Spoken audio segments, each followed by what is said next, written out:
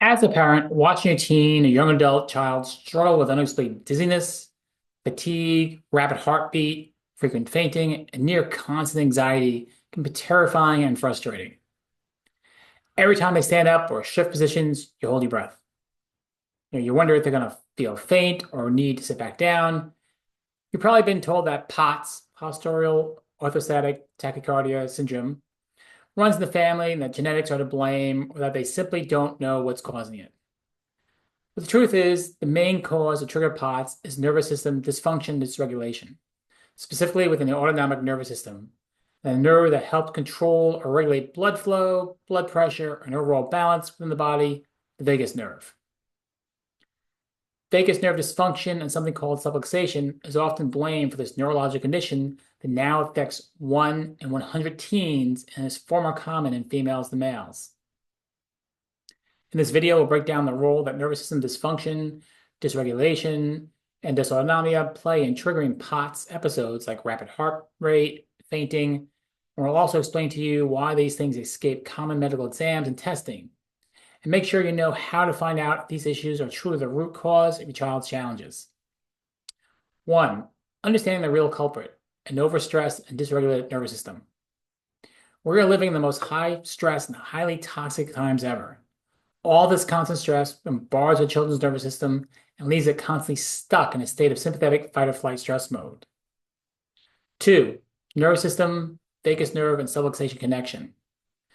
In response to all this constant and chronic stress, our body's vagus nerve works hard to try and regulate and respond to the constant demand for calming, relaxing, and regulating the body. But eventually it gets worn out, suppressed, and shut down. Specifically, you're a teen or young adult carries any signs of stress and physical tension in their upper neck or lower body, upper neck, lower neck, shoulders, mid back.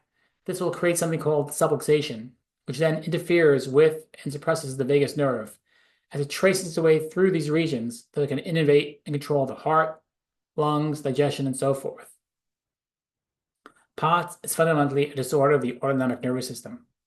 When dysregulation occurs, it affects multiple body systems simultaneously. 3. The role of subluxation, dysregulation, and dysautonomia. Chronic subluxation and nervous system dysregulation or dysfunction leads to a condition called dysautonomia, a condition where the autonomic nervous system becomes imbalanced. And in this condition, there is too much sympathetic fight or flight tone and too little parasympathetic vagus nerve relaxation and regulation.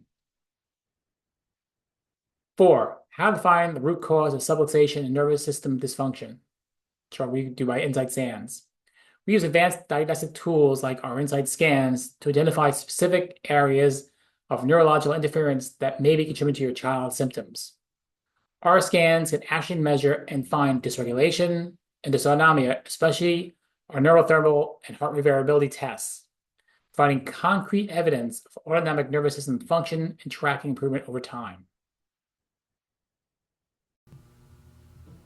And here's how we examine scans when we do it in the office. This is a quick review of things, the basics. But if you can see these white lines in here, that's when the nerves are working normal, everything's good. This patient, they're the black lines. All the way out here, you can see they're putting out massive amounts of energy. You can see this total energy number really should be past 150. It's at 357, putting a lot of excess information, noise up into the brain, which will make it hard to sleep, focus, concentrate, maybe digest, go to the bathroom, really put you in a big fight or flight mode, can cause some anxiety. And with it, the body is trying, this has been going on a long time, the body is trying to slow things down by adding some confusion, and pattern score should be 75 or better and set down to 21.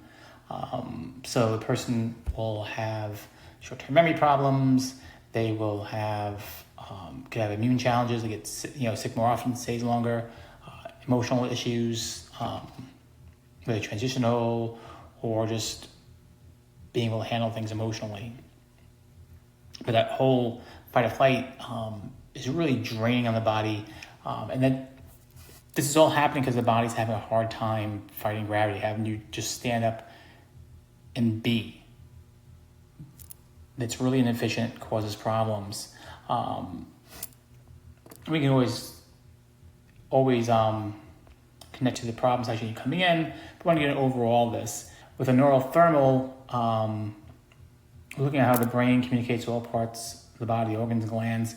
Biggest thing you really don't want in color, the white are normal, green are mild, blue moderate, and the red are severe. You see this big clump up here, getting the upper cervical, vagus nerves.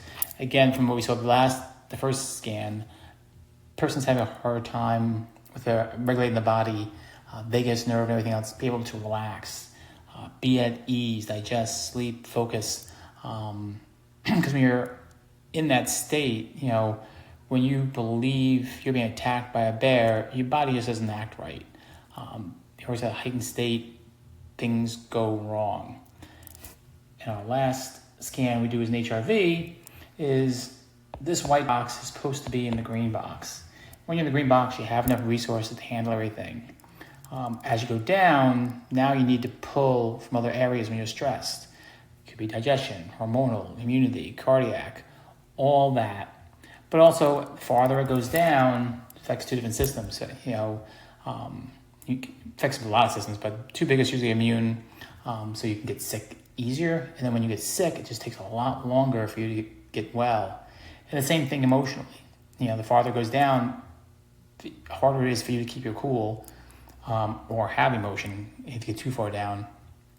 And then when you're knocked off, you would just you lose it, and it's harder to gain it back. Again, just you're knocked over, it's harder. You don't have the resources to get back up there again. This gives an overview of how the system's working, and especially with people with POTS, we get to see how they're handling life and how just making those small movements, doing things, while it doesn't seem a lot to the outside person, your nervous system and body have to adapt to all the changes in gravity, temperature, like that. And when it's like this, it can't do it. It has a lot of problems.